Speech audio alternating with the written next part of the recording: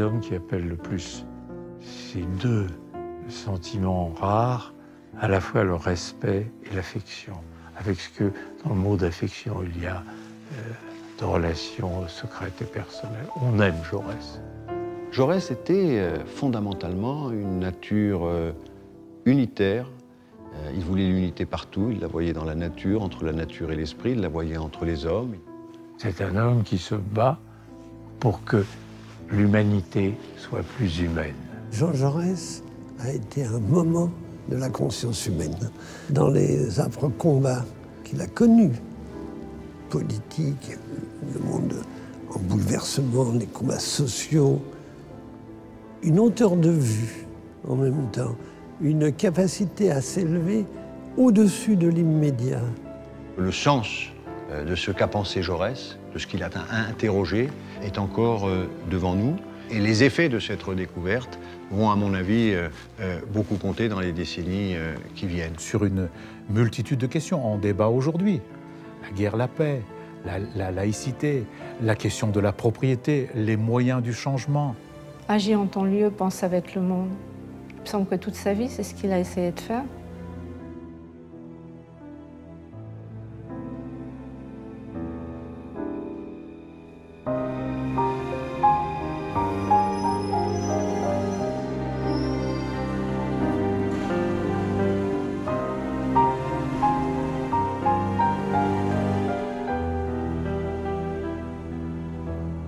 Le vrai héritage de Jaurès, c'est nous qui l'avons aujourd'hui en main. 100 ans après la mort de Jean Jaurès, personne ne paraît plus hésiter aujourd'hui à saluer sa mémoire et à le prendre en référence. À gauche, bien sûr, puisqu'il en fut un acteur sans pareil, mais à droite aussi. Jaurès disait « La nation, c'est le seul bien des pauvres. La gauche a abandonné la nation. » L'extrême droite même s'en est emparée, sans vergogne. Cet homme de combat et de conviction est désormais au cœur d'une sorte d'unanimisme étrange. S'y ajoute la multitude des avenues, des rues, des collèges qui portent son nom, les statues, les timbres-postes. Et tout cela risque d'attiédir un homme de feu, de le figer en saint de vitrail de notre République.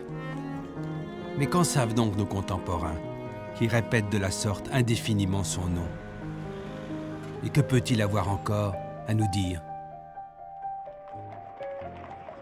Son meurtre, le 31 juillet 1914 à Paris, à l'orée même de la Grande Guerre, fut si dramatique qu'il a contribué à simplifier la complexité de Jean Jaurès, parce que l'émotion submergeait la réflexion.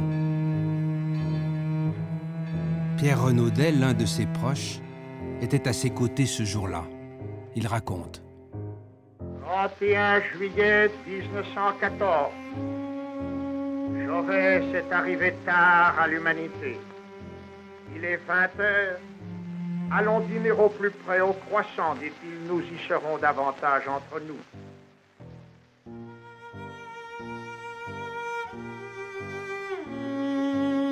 Il y a là avec lui Amédée Dunois, Ernest et Marguerite Poisson, Georges Veil, Daniel Renoux, tous ses amis de parti, ses collaborateurs, enfin Philippe Landrieux et Pierre Renaudet. Entre deux, Jean Jaurès est assis. Le funeste hasard l'a placé le dos devant une fenêtre de la rue Montmartre. Il fait chaud, la fenêtre est ouverte. Un brise-bise sépare seul Jaurès de la curiosité ou de la malfaisance de la rue. Au long de cette journée du 31 juillet, Jaurès a jeté toutes les forces de sa conviction, de sa parole, de son influence à la Chambre des députés et au ministère des Affaires étrangères pour contribuer à entraver, du côté français, la guerre qui vient. En fin d'après-midi, à son journal, L'Humanité, il a commencé de rédiger un article qu'il veut un appel ultime à la sagesse des gouvernements et des peuples.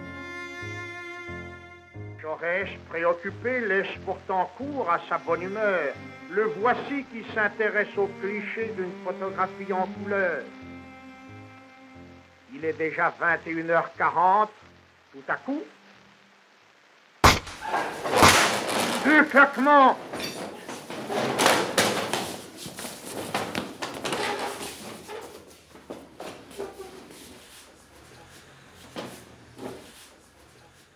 Je regarde Jaurès dont la tête est là, inerte sur mes genoux.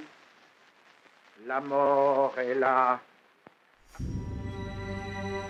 Dès 22 heures, la nouvelle s'est répandue comme une traînée de poudre et la foule se presse devant le lieu du drame.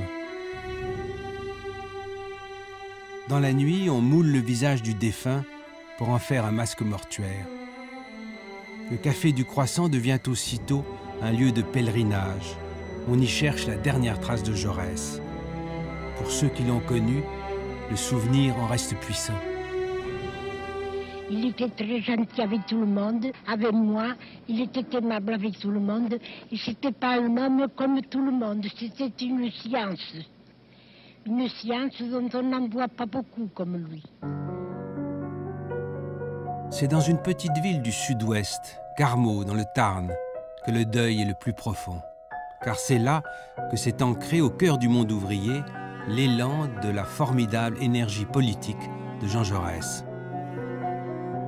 Aujourd'hui encore, on peut y voir les vestiges de ce qui fut, à la fin du XIXe siècle, un bassin minier important. 3000 ouvriers y travaillent, dans des conditions très rudes, à l'extraction du charbon. Leur mode de vie est marqué par la violence impitoyable de la révolution industrielle.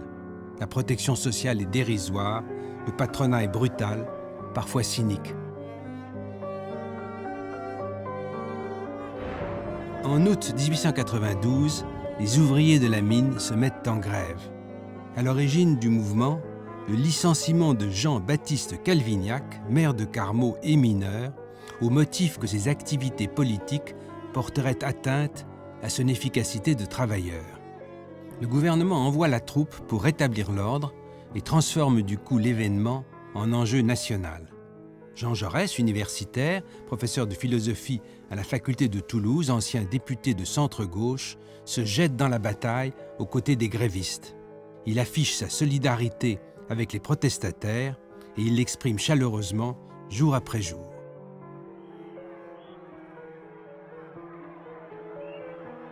Le gouvernement finit par imposer la réintégration de Calvignac dans l'entreprise. Le patron des mines, qui est député, démissionne par dépit. Les mineurs sollicitent la candidature de Jean Jaurès, qui est élu cette fois sous l'étiquette socialiste en janvier 1893. Socialiste il l'est, avec le sceau du monde ouvrier, définitivement. Est-ce que vous pensez que ces grèves peuvent encore nous dire, aujourd'hui, aux acteurs des conflits sociaux, leur apprendre quelque chose, au fond? Jaurès, pour moi, reste un repère dans les conflits présents même. Alors en quoi? Le refus de la violence, ça c'est clair. Il faut trouver des solutions.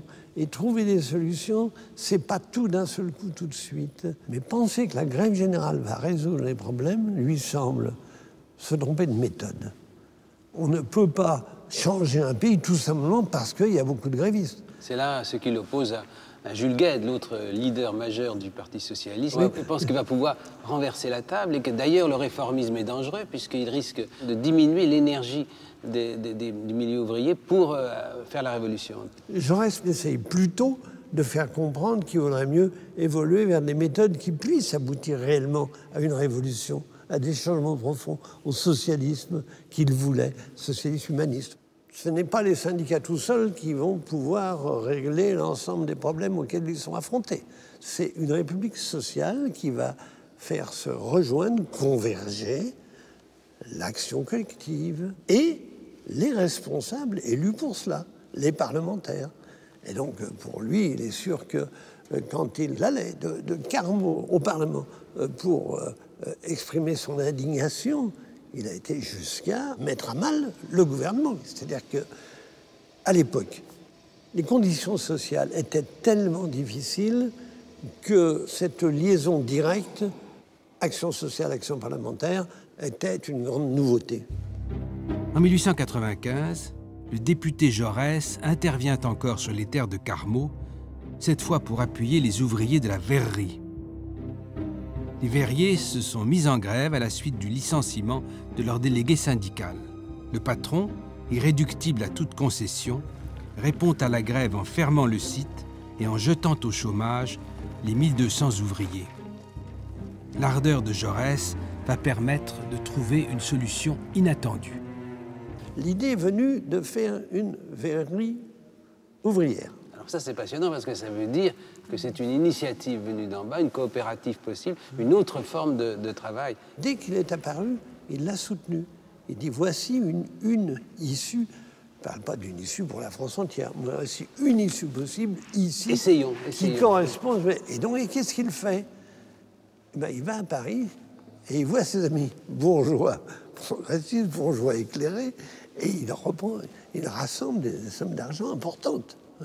Il était tout heureux un jour, il avait une femme à Paris, donc probablement une bourgeoise très éclairée. Une vieille dame. 100 000 francs.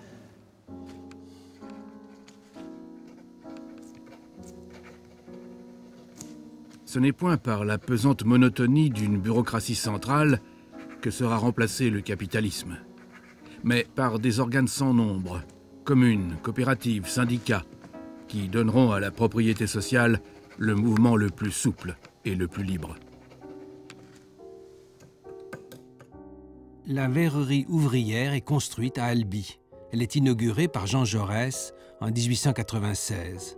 Elle fonctionnera sous cette forme coopérative pendant près d'un siècle. À la veille de sa mort en 1914, Jaurès dit aux ouvriers de Carmaux qui avaient entouré son ralliement au socialisme « Je ne demande qu'une chose, c'est de rester digne de vous. » C'est cette dimension-là qui manque. Mettre ses capacités à hauteur de la vérité. Qui aujourd'hui s'occupe réellement de l'avenir de la moitié de la population qui vote peu, qui se mobilise peu, qui est marginalisée de fait, que ce soit par le chômage, que ce soit même par le lieu d'habitation. À mon avis, Jaurès, là, pour moi, c'est un repère. C'est un exemple, en même temps, de ce que des femmes et des hommes peuvent faire pour changer un peu l'atmosphère et rééclairer un peu l'avenir. Le lendemain du meurtre de Jaurès, le samedi 1er août 1914, toute la presse se fait l'écho du drame. Le monde des prolétaires est en deuil. Un bref moment, le gouvernement redoute que ces funérailles provoquent des manifestations pacifistes. Partout à Paris, il fait placarder des affiches qui appellent au calme en dépit du chagrin collectif. Cette inquiétude n'est pas fondée. La certitude d'un embrasement désormais inévitable domine tous les esprits. Sur les mêmes murs, la mobilisation générale est annoncée. Lorsque les obsèques officielles de Jaurès sont célébrées le 4 août au matin, parmi un grand concours de foule et en présence des autorités de la République, les jeux sont faits. Et les dirigeants ouvriers et socialistes qui viennent apporter à Jaurès l'hommage de leur douleur et de leur fidélité annoncent d'un même mouvement qu'ils ne se déroberont pas au devoir patriotique de la mobilisation. Et tandis que les troupes montent au front, son corps est transporté en sens inverse à Albi pour y être enseveli dans sa terre natale. Ce Tarn qu'il a vu naître à Castres en 1859, là où il pose chez le photographe avec son frère cadet, selon le rituel de la bourgeoisie provinciale du temps. Au début de la Troisième République, ce n'était qu'une petite couche de la population qui avait accès aux études secondaires et encore moins aux études supérieures. Il y a eu des exceptions, c'est ce qu'on appelait la méritocratie scolaire, dont Jaurès a profité. Après le primaire, il devient élève au collège de Castres, une petite ville du Tarn, où il va faire des études secondaires si brillante. Il rafle tous les prix, il est bon dans toutes les disciplines. Et voilà qu'un jour, il y a un petit monsieur qui arrive dans la classe, c'est l'inspecteur général. Et l'inspecteur général est si émerveillé par ce garçon que le maître a fait parler, qu'il va lui faire obtenir une bourse afin de préparer l'école normale supérieure à Paris. Et il est reçu du premier coup à l'école normale supérieure, en même temps que Henri Bergson du reste. Moi, ce qui me frappe, c'est le côté, je dirais presque poétique de l'ascension de Jaurès. Vous imaginez, bon, la ville de Castres, dans le Tarn. Comment aurait-il pu échapper, je dirais, à une destinée modeste comme celle de ses parents? Eh bien, voilà, il y avait quand même cet instrument extraordinaire, cette instruction publique avec ces inspecteurs qui, de temps en temps, arrivaient à faire décoller un élève, à l'arracher de sa situation, je ne dis pas médiocre, mais modeste, et de pouvoir en faire un des plus grands hommes de la République. Mais alors qu'il semble promis à une paisible carrière de professeur, Jaurès bifurque vers la politique. À 26 ans, il obtient son premier mandat à Castres et il devient le plus jeune député de France. Jaurès est philosophe, docteur ès lettres, mais aussi historien. Son formidable labeur n'a pas reculé devant le projet d'une vaste histoire socialiste de la Révolution. Cette grande révolution qui est la matrice à ses yeux de toutes les générosités du siècle écoulé. Une histoire qui est aussi une action. Jaurès a écrit son histoire socialiste de la Révolution française de 1789 à 1794, et il l'a fait véritablement en historien. Cela dit, son histoire ne ressemble pas aux histoires de l'université. D'abord, il y a l'adjectif socialiste. Pourquoi socialiste? Ce qui nous choque, n'est-ce pas, nous historiens, puisque après tout, une histoire ne doit être ni socialiste, ni républicaine, ni monarchiste, elle doit être de l'histoire, point final. C'est que pour lui, l'histoire doit être enseignée de manière pédagogique et militante aux ouvriers. C'est ce qu'il vise avant tout. Il invite ses lecteurs ouvriers, prolétaires, à saisir ce qu'il pouvait y avoir avant la révolution socialiste de grandeur dans la révolution bourgeoise, ce qu'elle avait d'universel. Par exemple, les droits de l'homme et du citoyen. Ce que disent les marxistes, ce sont des droits formels. Un masque qui rejette, n'est-ce pas, dans l'ombre, les vraies motivations, les intérêts, la défense des intérêts de la bourgeoisie. Tout est économique, tout est social. Voilà. Ce n'est pas du tout l'avis de Jaurès. Il se démarque de Marx en affirmant qu'il y a un moment où l'universel qui sera dans la société future ou dès à présent représenté, porté par le prolétariat, pouvait l'être en 1789 par la bourgeoisie, et qu'il ne faut pas lire la Déclaration des droits de l'homme comme un leurre qui cache les intérêts d'une classe sociale, mais bel et bien comme une déclaration humaniste universelle.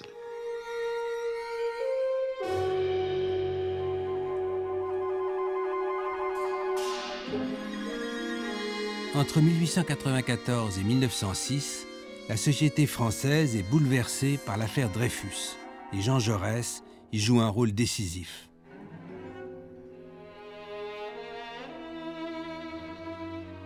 À l'origine de l'affaire, la condamnation du capitaine Alfred Dreyfus par un conseil de guerre pour espionnage et sa déportation en Guyane.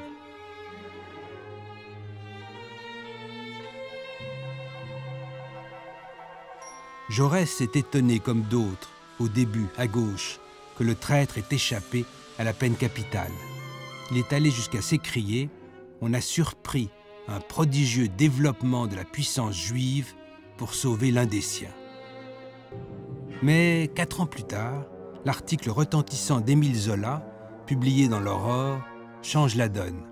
L'innocence de Dreyfus ne fait plus de doute pour les esprits lucides qui examinent sereinement le dossier, comme le fait Jean Jaurès. Visiblement, l'armée protège par des documents faux son aveuglement et ses passions antisémites. Jaurès se porte au premier rang du combat pour que l'erreur judiciaire soit réparée. Ce qui, à mon sens, caractérise Jaurès, là, c'est le refus de l'injustice. Il ne supporte pas l'injustice. Ça le brûle. Alors, on le retrouve du côté des paysans russes, des ouvriers allemands, et bien sûr du prolétariat français. C'est parce que, à leur égard, l'injustice est impitoyable. L'injustice sociale. L'injustice qui frappe Dreyfus, elle frappe un bourgeois. C'est une injustice faite à la bourgeoisie, à un des siens, parce que l'antisémitisme est là, à l'œuvre. Dans une France où les deux camps, dreyfusards et anti-dreyfusards, s'affrontent avec violence, brisant des solidarités familiales et politiques qui paraissaient indestructibles, Jaurès reçoit bien des coups, mais sa conviction est inflexible.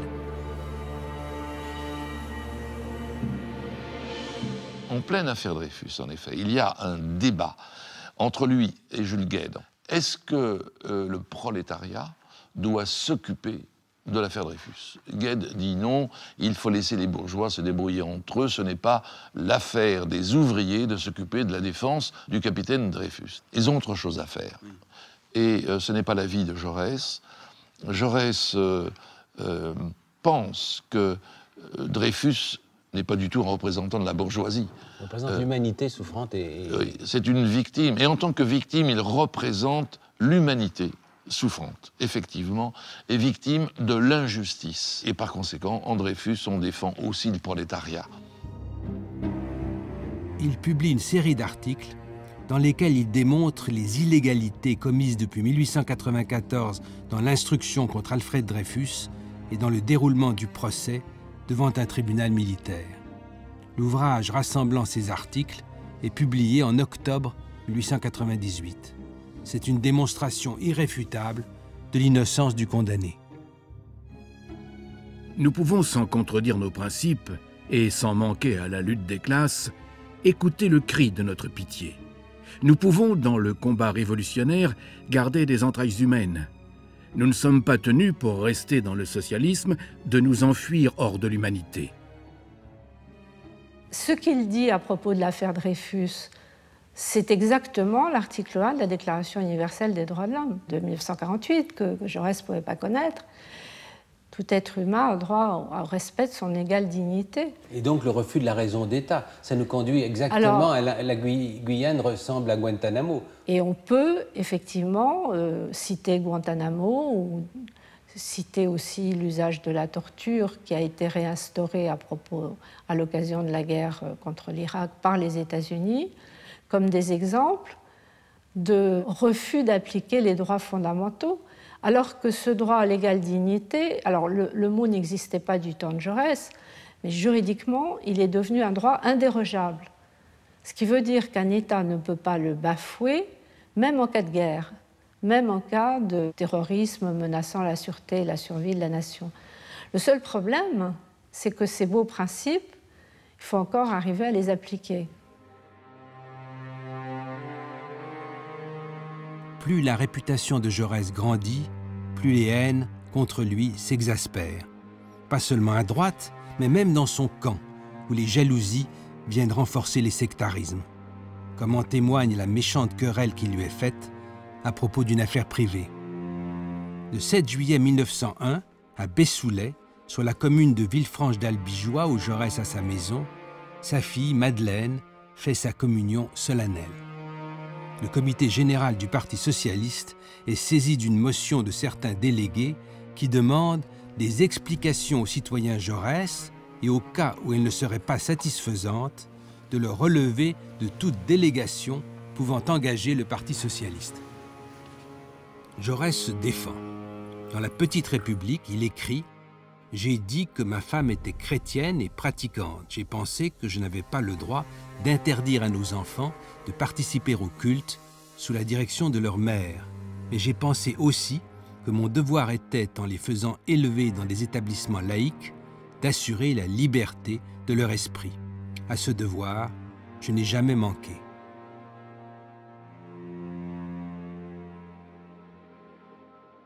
Si l'attaque est si vive, c'est que le contexte s'y prête. Le grand débat sur les relations de la République avec l'Église catholique est engagé. Depuis que Jules Ferry a proclamé l'instruction gratuite, laïque et obligatoire au début des années 1880, les républicains tentent de limiter le rôle de l'Église dans l'éducation. En ce début de siècle, le gouvernement du Bloc des gauches interdit d'enseigner aux congrégations qui dispensent aux enfants la foi catholique et parfois la détestation de la République. L'enjeu de ces affrontements, c'est la laïcité. Et cette idée, elle vient d'assez loin. Alors, si vous me permettez une seconde, mais c'est important pour comprendre notre modernité. Dans le fond, les révolutions échouent.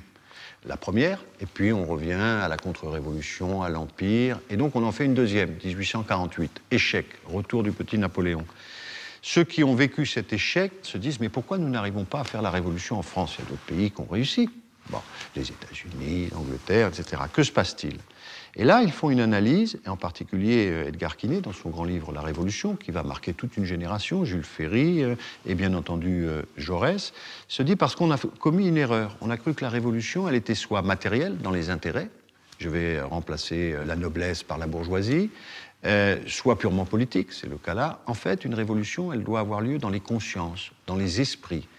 Si on veut changer une société, il faut changer l'ordre des valeurs, l'ordre des représentations, parce que l'être humain est commandé par son esprit. C'est pour ça qu'ils vont faire de l'école la priorité de l'établissement de la Troisième République et que ça va marcher. Parce qu'ils se disent, qu'est-ce qui s'est passé?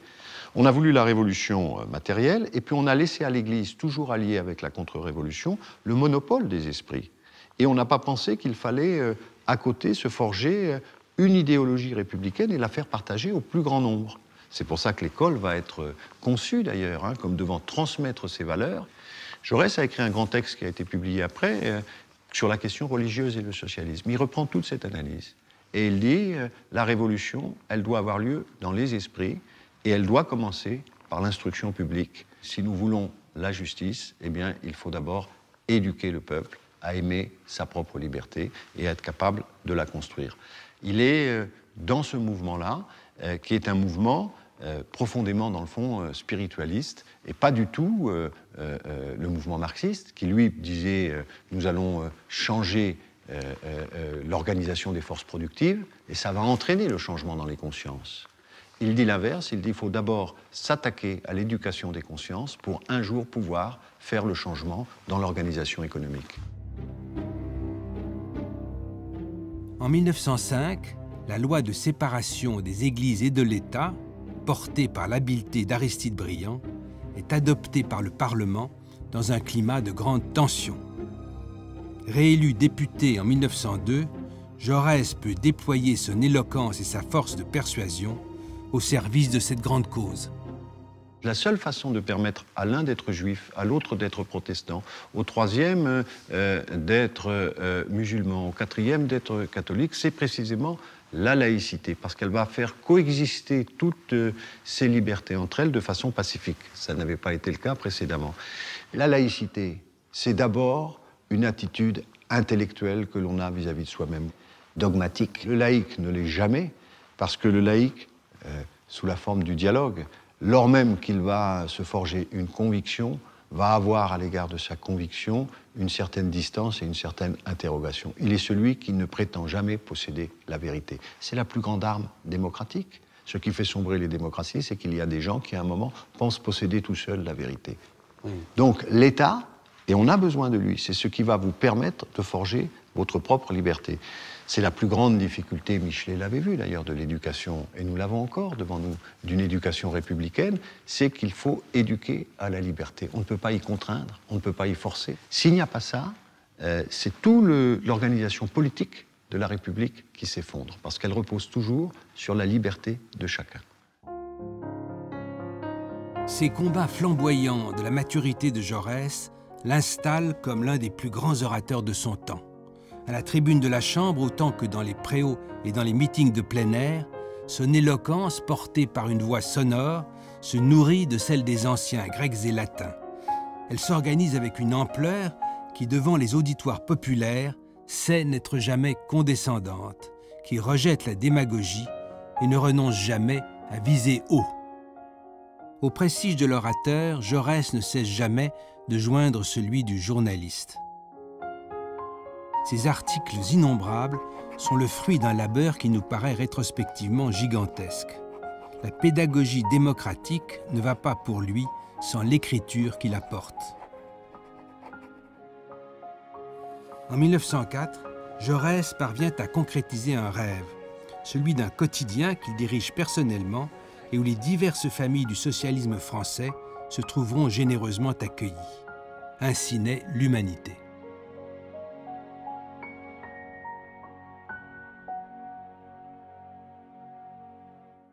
Tous les courants politiques, idéologiques ont leur journal, et lui, il a besoin de son journal pour mener ses combats, pour fédérer les socialistes pour une part, pour faire le lien avec dans une deuxième phase avec le mouvement syndical, puisque au début on appelle l'Humanité le journal des agrégés, des 17 agrégés, et peu à peu il se rend compte qu'il faut discuter avec le courant syndical, dont la CGT, qui n'est évidemment pas celle d'aujourd'hui, et il ouvre le journal à la CGT. Comment s'est organisée à l'origine cette relation entre le monde des intellectuels, c'est un mot nouveau qu'on employait depuis l'affaire Dreyfus, et d'autre part tous les militants du mouvement ouvrier?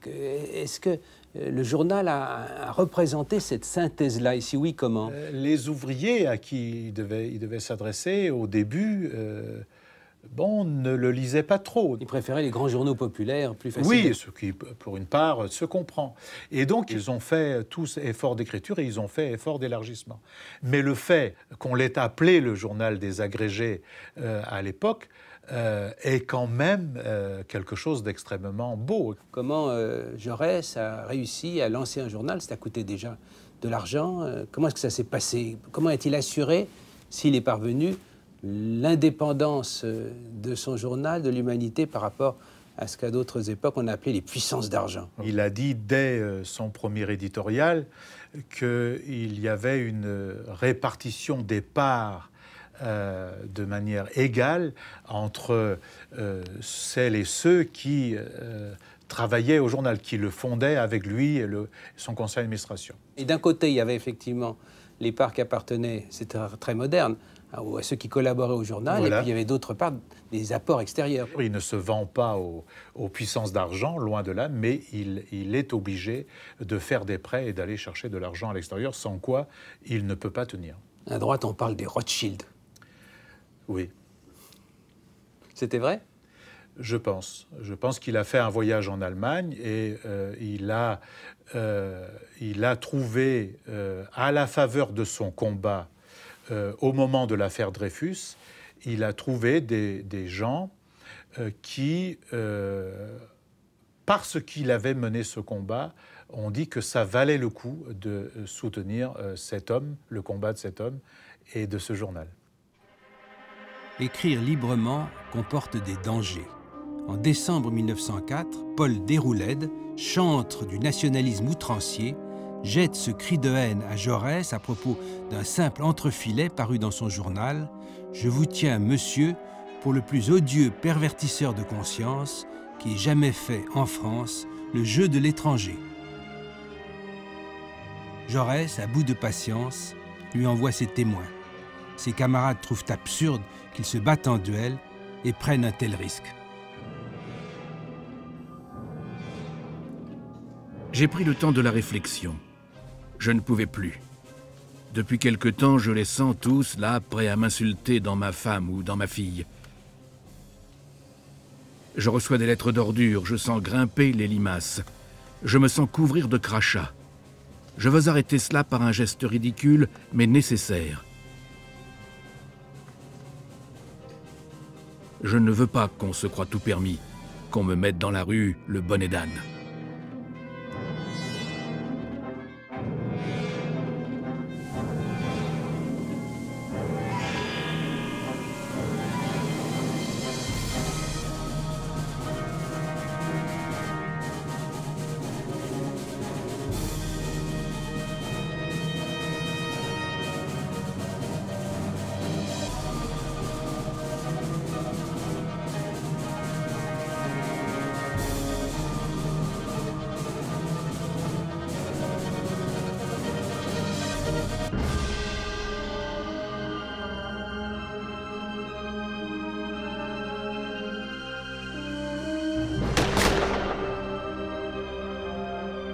Le procès-verbal informe que 2 balles ont été échangées sans résultat.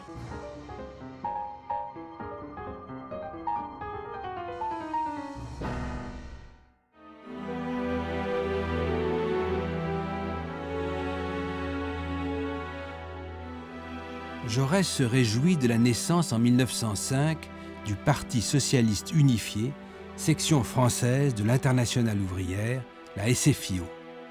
À ses yeux, l'unité des socialistes est un but, autant qu'un moyen. C'est le message d'ailleurs qu'il va porter de juillet à octobre 1911 en Amérique latine, au Brésil, en Uruguay, en Argentine. Il ne s'agit pas seulement de s'assurer des cachets généreux destinés à renflouer l'humanité. S'adressant en français à de vastes auditoires, Jaurès peut mesurer que sa notoriété et son prestige sont devenus universels et qu'ils sont à même de servir le rayonnement de la France autant que la solidarité internationale du mouvement ouvrier. Il fait 3 grandes conférences qui sont très suivies sur des sujets de fond et on se rend compte, quand on les lit aujourd'hui, c'est d'une modernité incroyable.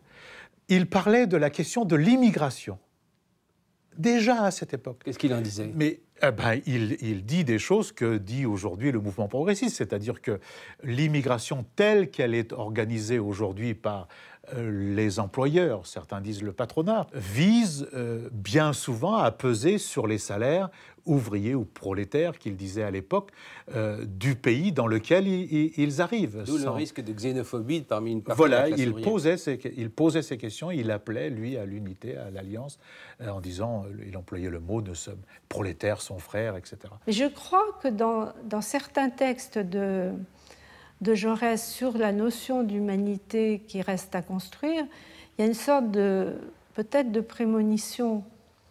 À l'époque, lui imagine que cette communauté va se constituer à partir de l'union des travailleurs. Les droits sociaux. Les droits sociaux. Alors les droits sociaux, c'est une histoire étrange parce que, en fait, il avait en partie raison, Jaurès. En quoi ?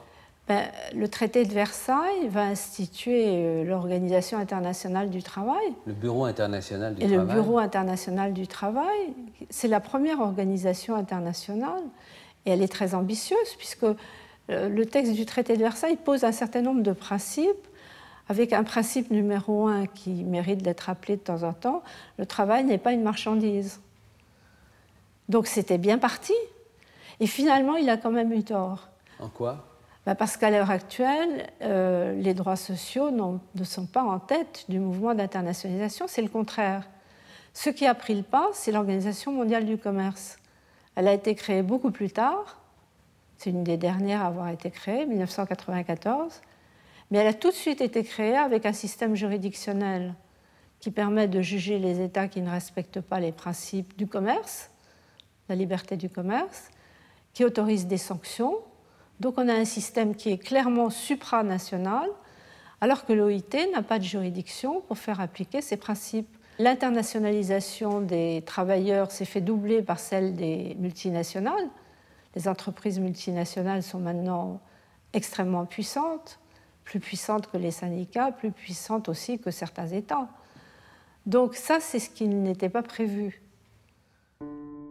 Si l'humanité est accueillante à tous les socialistes, c'est que Jaurès est décidément obsédé par cette unité de son parti.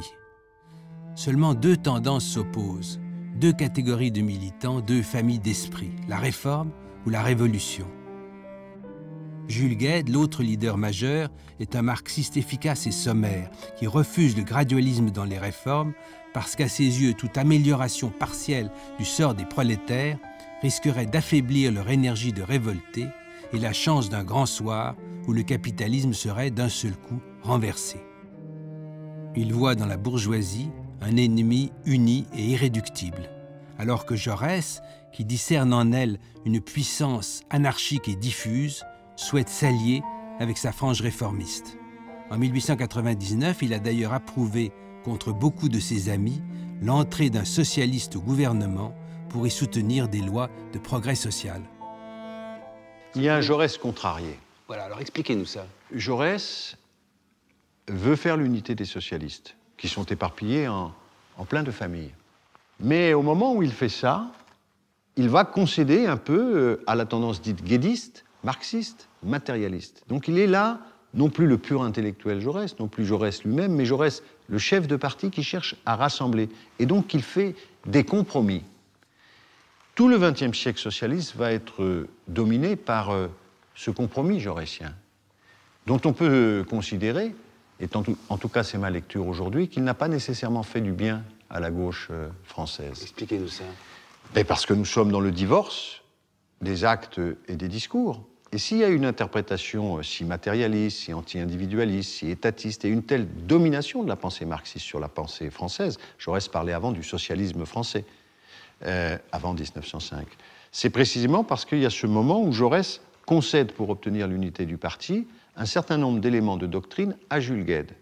Quelle est la conviction de Jaurès à l'époque ? C'est qu'il a le temps pour lui, c'est le même optimisme que celui de Clémenceau, c'est que sa supériorité intellectuelle est telle que ce moment tactique de 1905 va être dépassé par l'histoire. Et c'est vrai qu'il commençait à le dépasser, mais il a été assassiné. Et donc, d'une certaine façon, ce processus s'interrompt. Et donc, quand on étudie Jaurès, il est à la fois une formidable ressource positive et actuelle pour penser des éléments comme la morale laïque, l'individualisme républicain, la dimension spirituelle d'une vie en société et d'un lien social, évidemment aussi la justice, mais il doit nous faire réfléchir aussi sur le prix des compromis en politique.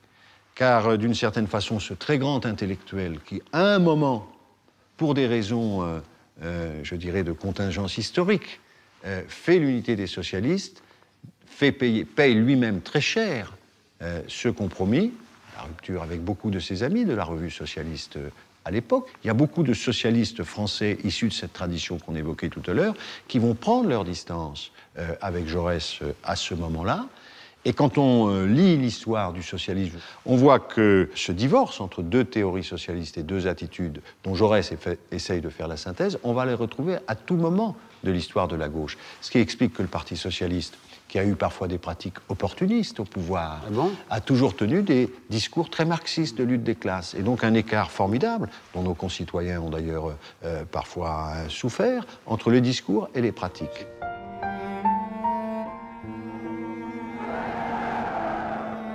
Ces querelles rebondissent lors de tous les congrès de l'Internationale socialiste, à Amsterdam, à Bruxelles, à Stuttgart, à Londres, et les chocs de personnes se mêlent aux controverses doctrinales.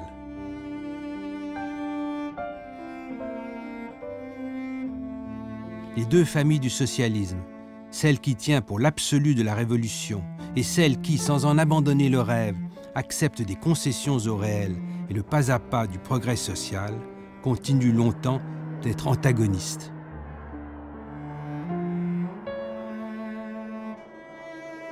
Jaurès, quelques concessions qu'il ait dû faire aux tenants du tout ou rien, ne renonce pas à un syncrétisme au service de ce qu'il appelle le beau soleil de l'unité. Alors si vous prolongez Jaurès, sa ligne, son influence, et que vous arrivez à Lénine, vous avez l'impression d'une continuité ou d'une rupture? Ils sont à l'Internationale tous les deux, mais Lénine n'est pas d'accord avec Jaurès. D'ailleurs, il dit aux délégués socialistes français, les tendances guédistes des délégués socialistes français, méfiez-vous de cet homme. Mais quel argument emploie-t-il? Il n'emploie aucun argument politique ou idéologique. Il leur dit, il est trop brillant.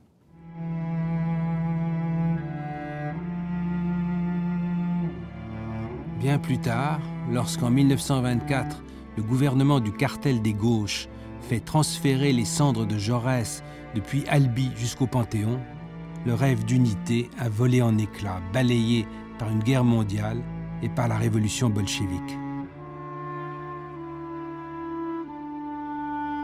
Deux cortèges hostiles accompagnent Jaurès, l'un communiste, l'autre socialiste et radical.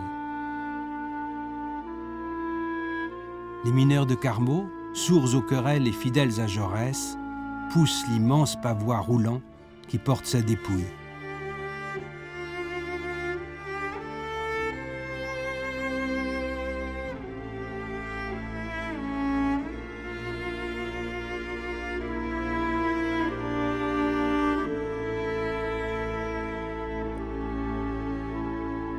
Quand les socialistes disent que vous avez fait capturer la mémoire de Jaurès, vous avez fait un acte vous êtes saisi au profit du Parti communiste et qu'il appartient autant aux socialistes, qu'est-ce que vous dites? Au moment où il le disait, le Parti communiste n'était pas très jaurétien.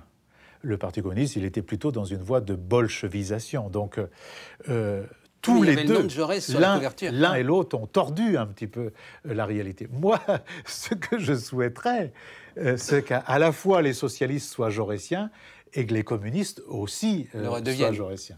Le redeviennent, ils le sont plus qu'ils ne l'ont été. Je pense depuis les années 75-76, je pense que les communistes sont jaurétiens au sens de la démarche, au sens de la manière de penser la transformation sociale. On n'est plus au grand soir, on n'est plus à la dictature du prolétariat.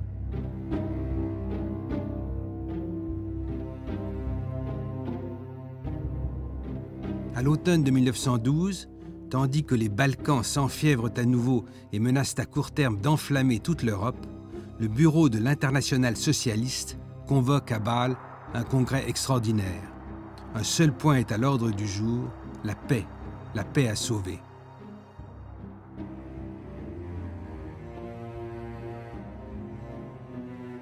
Dans la cathédrale, Jaurès prononce le plus célèbre de ses discours. J'appelle les vivants pour qu'ils se défendent contre le monstre qui apparaît à l'horizon. Je pleure sur les morts innombrables couchés là-bas vers l'Orient et dont la puanteur arrive jusqu'à nous comme un remords. Je briserai les foudres de la guerre qui menacent dans les nuées. Oui, j'ai entendu cette parole d'espérance, mais cela ne suffit pas à empêcher la guerre. Il faudra toute l'action concordante du prolétariat mondial. Et Jaurès incite ses camarades à jurer en se séparant de sauver la paix et la civilisation. Donc on continue d'évoquer, en cas de conflit imminent, une grève générale et internationale du prolétariat. Mais déjà, les observateurs et les acteurs les plus lucides discernent que de chaque côté du Rhin, les traditions, les tempéraments, les doctrines se dessinent comme trop divergentes pour que cette éventualité soit probable.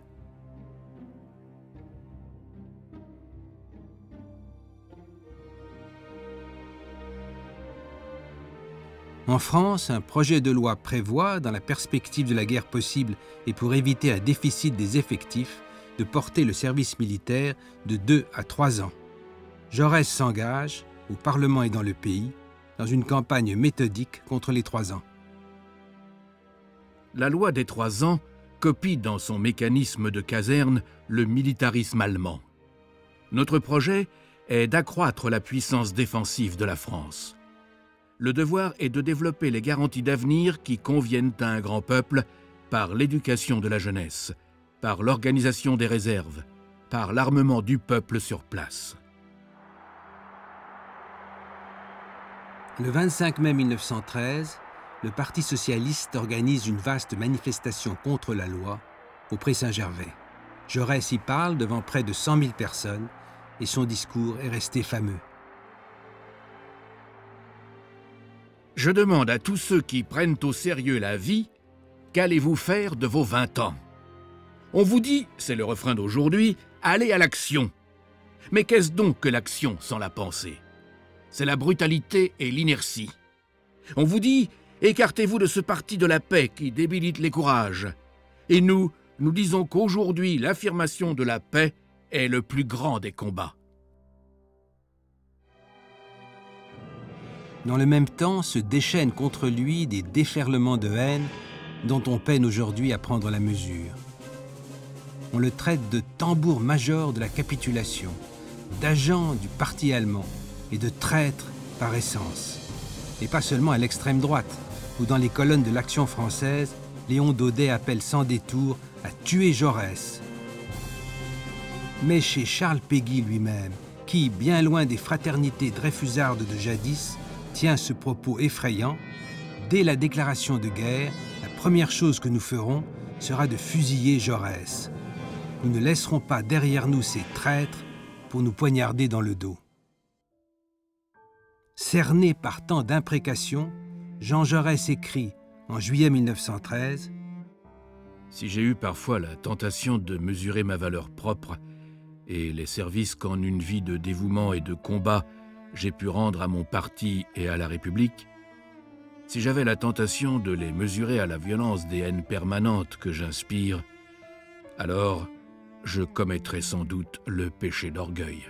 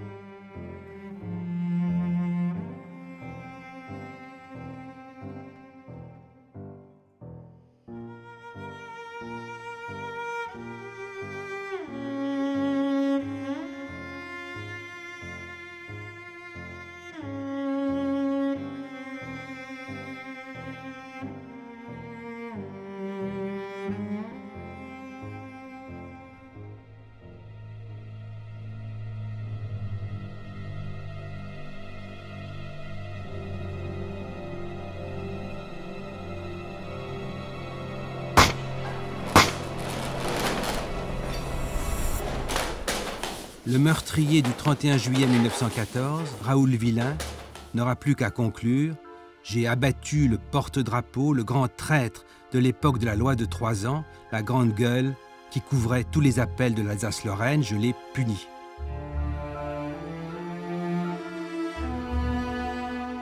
La fin de l'histoire de ce crime est stupéfiante.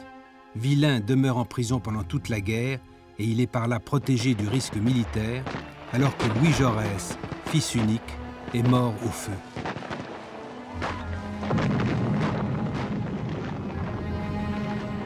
L'assassin est jugé en mars 1919 dans une atmosphère de patriotisme dévoyé et il est acquitté par un jury populaire. La veuve de Jaurès, chose inouïe, est condamnée à régler les frais de justice. Des manifestations spontanées ont lieu.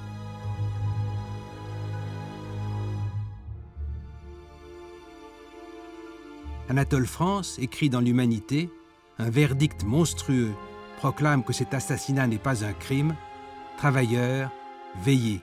Ce verdict vous met hors la loi, vous et tous ceux qui défendent votre cause. »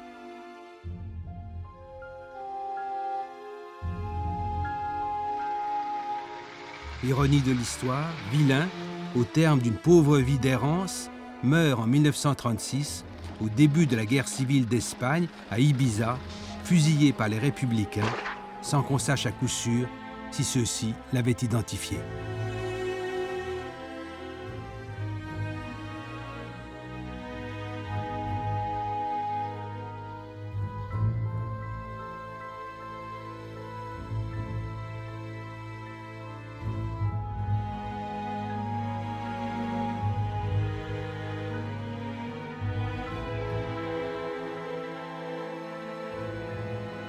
Faut-il donc faire de Jean Jaurès et de ce qu'il nous laisse un privilège de la gauche, ou bien plutôt un héritage pour tous?